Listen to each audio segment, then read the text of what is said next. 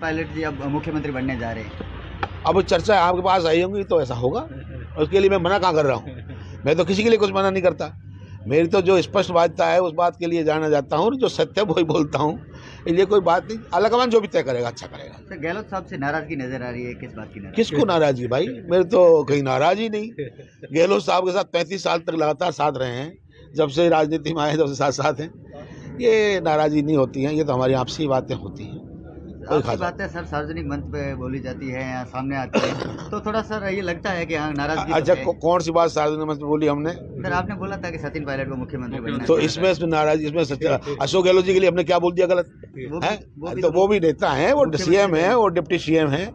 ऐसा नहीं है, ये राजनीति में उतार चढ़ाव चलते रहते हैं, बदलाव की गुंजाइश रहती है और अंतिम दिन तक राजनीति में कुछ भी हो जाए उसको नकारा नहीं जा सकता। ठीक है, ओके सर, थैंक यू। तो ने ऐसा कहा गया है, वो तो तोड़ मरोड़ के कहानी को बढ़ाने वाली बात होती है।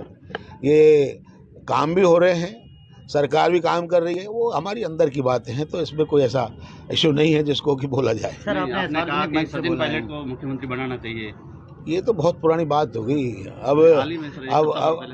अब इनको चीज़ों का कोई मतलब नहीं रहा है। सबने बोल दिया, सबने सुन लिया, यात्राएं आ गई, राहुल जी, प्रियंका जी, सोनिया जी सब राजस्थान का दौरा कर चुके हैं और वन टू वन लोगों से बात की है। तो अब कुछ रहा नहीं जाता कि किसी के बारे में ये कहा जाए कि सचिन जी या गहलोत साहब, क्योंकि उन्होंने सब कुछ देख लिया है। अब तो फैसले की घड़ी है, जल्दी फैसला होने वाला है, वो देखिए। बजट से पहले होगा वो क्या नाम है, वो आलाकमान तय करता है, ये मेरे उसमें नहीं है कि मैं उसको। इस बात की चर्चा है कि सचिन पायलट बाड़मेर का हमारा ये दूसरा दौरा है। इससे पहले हम मई के माह में आए थे। शेड्यूल कास्ट पे जो होने वाले अत्याचार हैं, उनकी ज़मीनों के कब्जे हैं या उनकी जो सुनवाई नहीं हो रही है, उस सिलसिले में ये सब चीज़ें हमारी आयोग मीटिंग करता है हर जिलों में जाकर। आज हम यहाँ एक रिव्यू मीटिंग करेंगे जिसमें पिछली बार जो हमने निर्देश दिए थे उन पर संबंधित कार्रवाई, उस कार्रवाई के बाद में जो आगे आने वाली स्थिति है उसके बारे में बात करेंगे। सर पिछली बार जो मामले आए थे उन कितने मामलों को आपने मतलब अभी तक हल करवा दिया? जितने मामले आए थे उनको सबको हमने एडमिनिस्ट्रेशन के साथ में वर्किंग किए हैं।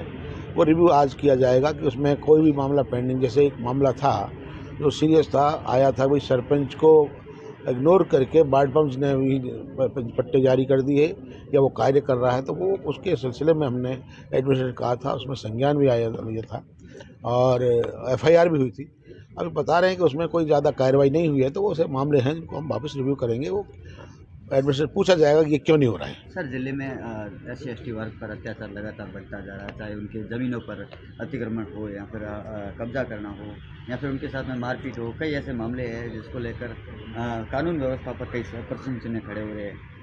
देखो SC/ST पे अत्याचार तो कोई नए नहीं है, ये तो जब से SC/ST बनी है तब से ही लगातार जारी है।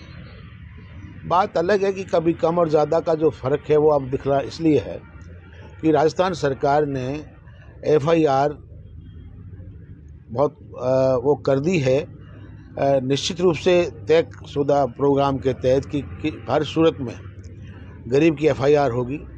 अगर कोई थाना संबंध नहीं करता है तो वो SP के यहाँ भी करा सकता है, तो उस वजह से थोड़े आंकड़ों में इजाफा है।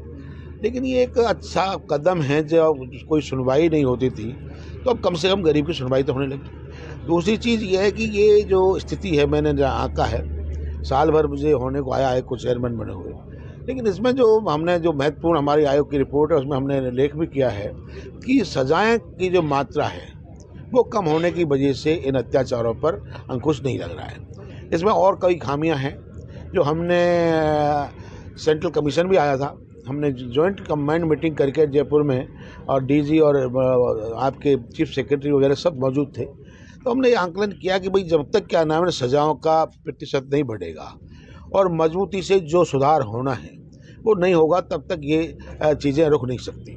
जहाँ तक लॉ एंड ऑर्डर की स्थिति है कि जब मजबूत स्थिति में सजा और कार्रवाई प्रभावी होने लग जाएंगी, वैसे ही क्या नाम है ये सब चीज़ें थोड़ी कम होने लग जाएंगी। सर SC/ST वर्ग पर अत्याचार भी निसंदेह बढ़े हैं, लेकिन एक तरफ SC/ST वर्ग का जो एक्ट है उसका दुरुपयोग भी देखा जा रहा है। उसके लिए भी हमने मेरी आयोग की रिपोर्ट में कहा है दुरुपयोग तो नहीं कह सकते, उसमें दो चीज़ें आई हैं सामने कि कुछ लोग जो SC ST के लोग जिनके यहाँ कोई बदुआ मजदूर या ठेकेदारी या किसी भी तरह से कार्य करते हैं और आपसी कहीं झगड़े को लेके कोई बात होती है तो उनको बीच में लाकर ये काम कर देते हैं जिससे वो एक्ट लग जाए।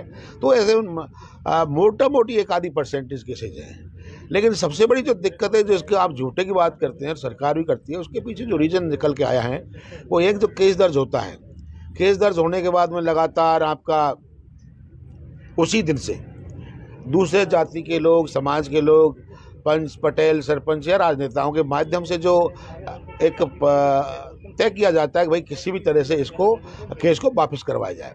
वापस इसलिए करवाने की बात होती है बेचारा जो शेड्यूल कास्ट का आदमी है वो एक गांव में रहता है, उसकी क्या हिम्मत और हैसियत कि वो सब जातियों के लोगों के साथ अलग होकर वो अपनी बात को ये कहे नहीं ऐसा नहीं हो सकता, तो उसको मानना पड़ता है। तो उसको मानना पड़ता है, गवाहों को मानना पड़ता है, तो नतीजे निकलते हैं राजीनामा हो जाता है और राजीनामा हो जाता है तो उसको पर लगती है FR और FR लगती है तो पुलिस उसको कहती है कि भाई ये केस झूठा है, लेकिन झूठा नहीं है। इसको हमने अपनी रिपोर्ट में रिकमेंड किया है कि भाई ऐसे केसेज में जो हैं तो जो DYSP जांच करता है उसकी ड्यूटी है, तो जैसे ही वो उसकी क्या नाम FIR हुई और FIR होने के बाद तुरंत बाद उसको 164 के बयान कराने होंगे पीड़ित के और गवाहों के। उसके बाद में उसको एक डिप्टी को रिपोर्ट पेश करनी होगी कि ये केस झूठा है या सच्चा है, और जो रिपोर्ट में आधार पर ये हो जाएगा कि ये केस झूठा है तो उसको हाथों हाथ खत्म किया जाए, और सच्चा है तो फिर उसके लिए तब तक लड़ाई लड़ी जाए जब तक कि उसको पीड़ित को न्याय नहीं मिल सके। तो ऐसी स्थिति में ये जो आपके आंकड़े हैं और जो जिस तरह की बातें भ्रांति चलती हैं उसका सबका दूध का दूध और पानी का पानी हो जाएगा, क्योंकि जब डिप्टी ये कह देगा केस सच्चा है फिर वो झूठा नहीं हो सकता। फिर इसको अगर मान लो पंच पटेलों द्वारा, गांव के सरपंच या नेताओं द्वारा भी समझौता कराया जाएगा तो भी उसमें आ जाएगा। इसके लिए हमने एक अलग कॉलम बनाने की बात कही है जिसको समझौता चालान के बीच में लिया जाना चाहिए, ताकि अगर क्या नाम है जो समझौता भी ग्रामवासियों या सामाजिक समरसता के तहत किया गया है तो उस आदमी को झूठा करार नहीं किया जा सकते, उसकी जो FIR थी वो सत्य थी। सर, हाल ही में एक आपने बयान दिया कि गहलोत सरकार में कोई काम नहीं हो रहे, मुझे सिर्फ सजा दी जा रही, किस प्रकार की सजा? नहीं, ये कोई बयान नहीं है, ये तो ने ऐसा कहा गया है, वो तो तोड़ मरोड़ के कहानी को बढ़ाने वाली बात होती है। ये काम भी हो रहे हैं, सरकार भी काम कर रही है, वो हमारी अंदर की बातें हैं, तो इसमें कोई ऐसा इशू नहीं है जिसको कि बोला जाए। सर, आपने कहा कि सचिन पायलट को मुख्यमंत्री बनाना चाहिए, ये तो बहुत पुरानी बात हो गई। अब इनको चीज़ों का कोई मतलब नहीं रहा है। सबने बोल दिया, सबने सुन लिया, यात्राएं आ गई, राहुल जी, प्रियंका जी, सोनिया जी सब राजस्थान का दौरा कर चुके हैं और वन टू वन लोगों से बात की है। तो अब कुछ रहा नहीं जाता कि किसी के बारे में ये कहा जाए कि सचिन जी या गहलोत साहब, क्योंकि उन्होंने सब कुछ देख लिया है। अब तो फैसले की घड़ी है, जल्दी फैसला होने वाला है, वो देखिए। बजट से पहले होगा वो क्या नाम है, वो आला कमान तय करता है, ये मेरे उसमें नहीं है कि मैं उसको। इस बात की चर्चा है कि सचिन पायलट जी अब मुख्यमंत्री बनने जा रहे हैं। अब चर्चा आपके पास आई होंगी तो ऐसा होगा, उसके लिए मैं मना कहाँ कर रहा हूँ। मैं तो किसी के लिए कुछ मना नहीं करता, मेरी तो जो स्पष्ट बातता है उस बात के लिए जाना जाता हूँ, जो सत्य है वही बोलता हूँ। ये कोई बात नहीं, आला कमान जो भी तय करेगा अच्छा करेगा। सर, गहलोत साहब से नाराजगी नजर आ रही है, किस बात की नाराजगी? किसको नाराजगी भाई, मेरे तो कहीं नाराजगी नहीं। गहलोत साहब के साथ 35 साल तक लगातार साथ रहे हैं, जब से राजनीति में आए तब से साथ साथ हैं। ये नाराजगी नहीं होती हैं, ये तो हमारी आपसी बातें होती हैं। आपकी बातें सर सार्वजनिक मंच पे बोली जाती है या सामने आती है तो थोड़ा सर ये लगता है कि हाँ नाराजगी। अच्छा, कौन सी बात सार्वजनिक मंच पे बोली हमने? सर, आपने बोला था कि सचिन पायलट को मुख्यमंत्री बनना है, तो इसमें नाराजगी, इसमें अशोक गहलोत जी के लिए हमने क्या बोल दिया गलत है? तो वो भी नेता हैं, वो CM है, वो डिप्टी CM है, ऐसा नहीं है। ये राजनीति में उतार चढ़ाव चलते रहते हैं, बदलाव की गुंजाइश रहती है और अंतिम दिन तक राजनीति में कुछ भी हो जाए उसको नकारा नहीं जा सकता। ठीक है, ओके सर, थैंक यू।